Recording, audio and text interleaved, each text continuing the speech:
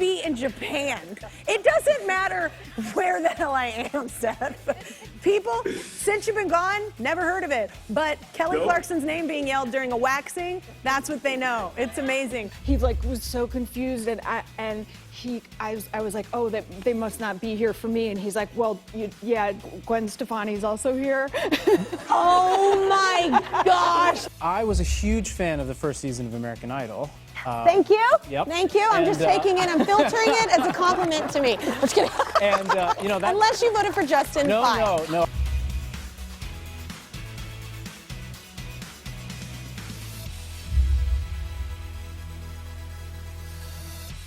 Before we get to anything, I have something to tell you. Judd Apatow told me that, and I want to know if it's true. He told me that it's your fault that people scream my name everywhere I go. Kelly Clarkson, everywhere I go. I could literally do anything doesn't matter how many hits, what I do in life. I could save a family from drowning, fires. I could do anything. And literally the one thing people know me from is, Kelly Clarkson. Yeah. Yes. So is this true? Well, I'm terribly sorry. First of all, I owe you an apology. No, it's awesome.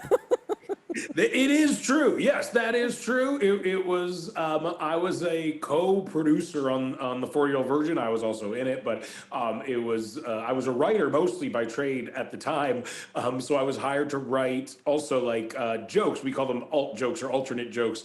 And we knew Carell was going to be waxed, and he wouldn't be able to think clearly, probably. So we wanted to just be able to feed him things to say. And we don't always like to only have profanity. So Judd was like, you should write a list of jokes that are like dirty jokes, like and a list of clean jokes. And it was hard to write the clean jokes. And I honestly think I was sitting on my couch writing the jokes, and you came on television and I saw you, and it was Kelly Clarkson. And in comedy, there's a thing with like k sounds, like they say like comedy K, like a K sound is known for being funny in the comedy world. I didn't know that. And so I saw your name, and it was Kelly Clarkson, and there it was. And there's an actual I'm picture in between of burger panties and throbbing monkey tail. I like it. How much of that list just has to be completely blurred out? Because it's not. You see, I stuck to the assignment, though, really, of doing one half of clean jokes and one half dirty jokes. Throbbing monkey tail. Yeah, well, That's awesome. I thank God people don't scream that at you when you walk around. I am just saying, I loved it so much. I did, actually. I literally was coming into a theater. How I first heard it was in a preview. I was coming into a theater to watch a different movie, and I was with friends. We were late because, you know, I got to hit up concessions for some popcorn and M&Ms. And so we came in a little late, and we were like coming in, and I was like, and everybody was like, and I thought somebody in the theater yelled my name. I didn't know what just happened because I was like, what? And that's how I found out. They were like, they yelled your name in that trailer. And I was like, why? And then I was like, anyway, and it's literally, I can be in Japan. It doesn't matter where the hell I am, Seth. People, since you've been gone, never heard of it. But Kelly Clarkson's name being yelled during a waxing, that's what they know. It's amazing.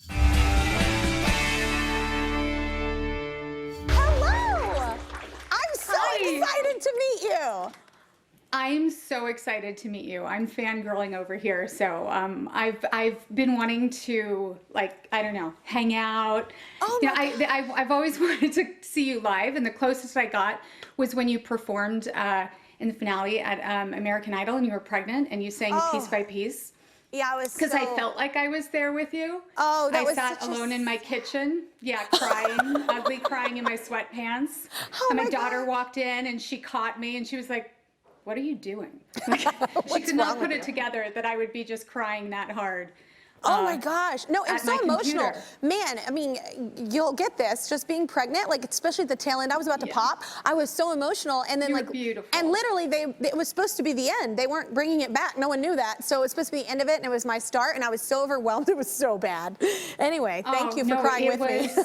So beautiful and so honest. Oh, thank you. That's why I love you so much, because you are. You're so beautiful and so honest. But I have to ask ask you this because Joe Biden is now president, and I heard him What? say, I know, it's exciting.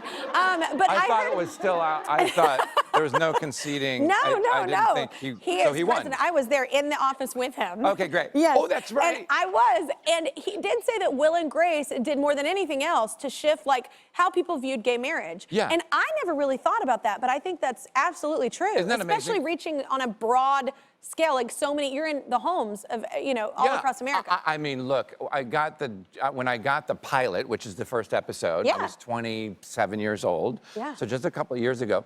But thanks, that took just Me a second. too. Me too. But no, and I was just happy to get a job on a TV show. I had no idea that the byproduct would be something that was bigger than all of us. And then I'm sitting at home on the couch one day, I don't remember, this is when Joe Biden was the vice president, and he said something on MSNBC or I don't know, some show, and he was like, Will and Grace did more to educate America about the gay movement than anything. And I was like, what? Like, I think it it's was true just though. Art crazy. does inspire, like real life. Like I think real life inspires art. I guess chicken Yeah. and egg. But yeah, I think it's absolutely true. I just never thought about it. Also, until it's he the said it. power of comedy. It's the power of comedy is the ability to educate people without them knowing it. Because if they're enjoying you, you can't combat that, Yeah, right? I agree. Right. And I worked at Barney's New York, the original Barney's in New York. It's Okay, in the that's title. fancy. Barney's New. Well, I had no business working there. I had to like borrow clothes. I had to shop at discount stores to look nice enough to work at Barney's New York. That's kind of funny and ironic. Yes. You should buy this. I mean, I'm not wearing it. But Exactly. So I worked at Barney's during the day, and then I worked at the comedy club at night. The cool thing about working at Barney's is that it became this like place for me that was sort of like a like gauge of how I was doing in life or something. And like the first time I kind of had any money, I like shopped there. It was kind of a cool thing to be like, I used to work here and now I can afford something. And, Amen. and then it was an even kind of like bigger deal. One day I was shopping there and the security guard came over and he was like, I just want you to know there are paparazzi outside. First of all, the security guard like recognized me. It was like a moment, and that he was like worried about my paparazzi, being outside. amazing. I know. And he was like, I'll walk you to the car. And I was like, thanks, man. I'm so worried. I'm so concerned for my safety. And so I finished my shopping and I was like, thank you so much, sir. I'm ready to go to the car. And he like walks me out to the car and nobody took my picture. oh my God, was someone else there? So I like get in my car and he was like was so confused and I was like, oh, they must not be here for me. And he's like, well, yeah, Gwen Stefani's also here. Oh my gosh, that's awesome. And it was a real moment because I was like, oh, well, I guess I'm not quite there. I've been offered a job Yes. in like an interior design place. I was doing things for my thing, and the lady goes, do you need like a second job or like any, and she had no idea who I was, and I was like flattered because she liked my taste, but at the same time I was like, still haven't quite made it. She doesn't know who I am. I was like, cool. Anyway, I could keep going with those moments. Yeah. Can I say one thing? Because I gotta get this out. Yeah. I don't know if you know this about me, but I'm a huge Hamilton fan. Oh, a beast. And I think I'm only second to Rosie O'Donnell in terms of how many times I've seen Hamilton. I saw the Broadway show 22 times. What? So it's crazy. I had this very profound experience because I was lucky enough to go on opening night, and Wow. my husband and I we were crying and so deeply moved that we actually went home and couldn't even go to the wrap party. I mean, to the big Broadway premiere party. Yeah. And what I want to tell you is I had the Hamilton mixtape on and I heard your rendition, and I have to say, it slayed me and it just affected me so deeply that still to this day, it's like sometimes I prepare in acting listening to that if it's a really emotional scene. So I feel such an intimate connection with you on an artistic level, and I just wanted to share that. God, that made me feel really good. Yeah. Thank you. I'm going to be telling everyone it's that. so powerful, the depth that you went to. It just slayed me. And Oh my thank you. gosh, best compliment of the year. What just happened? Okay. Well, I think the entire country will agree with me. No, literally that really just made my day. Thank you. So you've had a successful career on Broadway and TV, but I heard that there is an audition that you never quite made it to, and it's amazing. Well, you know, I was a huge fan of the first season of American Idol. Thank you. Yep. Thank you. I'm just taking it. I'm filtering it as a compliment to me. I'm just kidding. And you know that. Unless you voted for Justin. No, fine. no. I voted for you. I voted for you, and that was actually that show. The first season was after my first year of college, and I was studying music in college. And I remember watching so are we it. on the same age? Yeah. Yeah. I remember watching it and thinking, how did I not know about this? Because at the time I knew I wanted to sing. I didn't know what I wanted to do. And I would just said like, oh, this is something I definitely would want to be a part of. And then I remember the second season I was going to try to go audition. Yeah. But I'd become a theater major. And I remember a friend of mine and we were going to drive to New York and audition for the New York. Why didn't you? Well, I was doing a play in college and our teachers wouldn't let us miss rehearsal to go audition for the show, so I stayed. And then the third season, I was going to do the same thing, and I was working at my first professional summer stock job, so I couldn't miss it. And then the fourth season, I was going to go, and I had gotten cast in the national tour of Rent. So I kind of never got to audition for American Idol, and it all went. You kind of didn't need it because you kind of already had work. Yeah. I started. I'm like, you didn't need the audition. Yeah. Well, at the time, people that needed it that weren't on Rent or doing things like that. Yeah, that's who needed it. Right. You were kind of already doing it. I'm on a different show now where I press a button if I like. So I just thought if I close my eyes, maybe you could sing something. Maybe you could, and I'm gonna just see.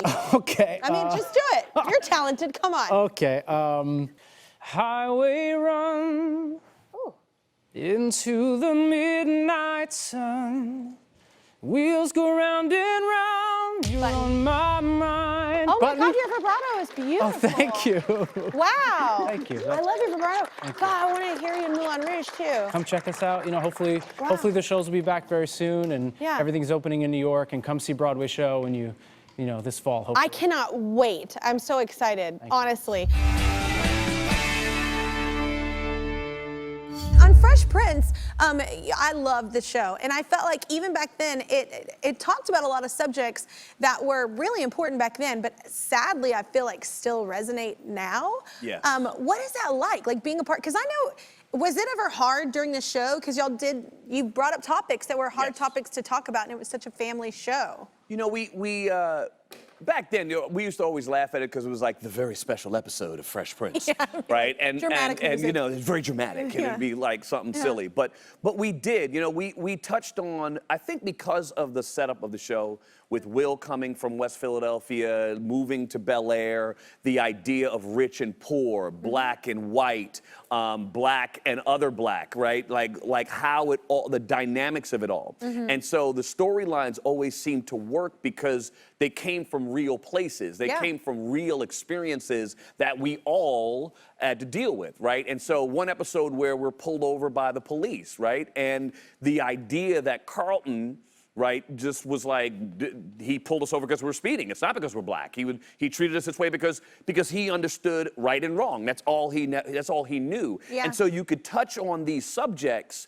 without really being preachy and really saying, this is how it is. You know, and I've heard Will say this many times. It's like, you know, police brutality didn't just start, it's just being filmed. Yeah, I was going to say, I've heard people say that a lot. It's been filmed now, It's just being filmed. That's the difference. This has always been happening. And so, and by the way, my dad's a cop. My grandmother was a cop. So I come from law enforcement, but there's a reality. There are good cops and there are bad cops. There are cops that do the right thing and there are cops that don't do the right thing, just like all people, right? We are in every aspect of life, there are mirrors, and we are a mirror to every aspect of society. And so what was wonderful was being able to say that and to show those stories and to have those real conversations. And a lot of those conversations happened on set as we were getting ready to film it. But and a lot of those conversations happened in people's homes after watching the episode. And that was friends, the hope. And yeah, and that's the thing. Anytime you can, be a form of some kind of art that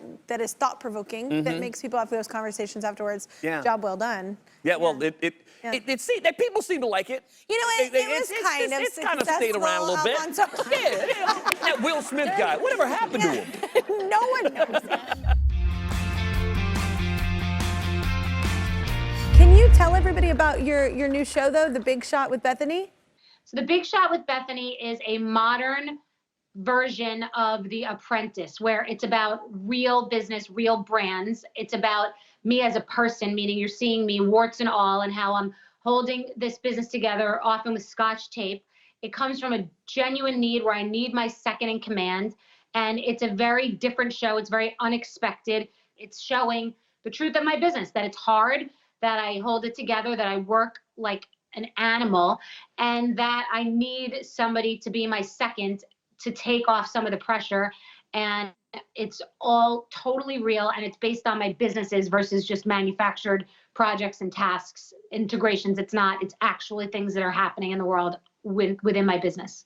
You are so impressive. Thank you so much. It's so nice to have you on the show, but also just to meet you. Oh, so nice to meet you too. Thank you so much. So funny, at the beginning of the pandemic, my daughter and I were singing Stronger. Like that was sort of an anthem. We would be playing it and just singing it. So right before we came on, I said to Bryn, do you want to meet Kelly Clarkson? And I said, she's the one who, sings Stronger. She's like, oh, because, she's all over TikTok. So now she is impressed.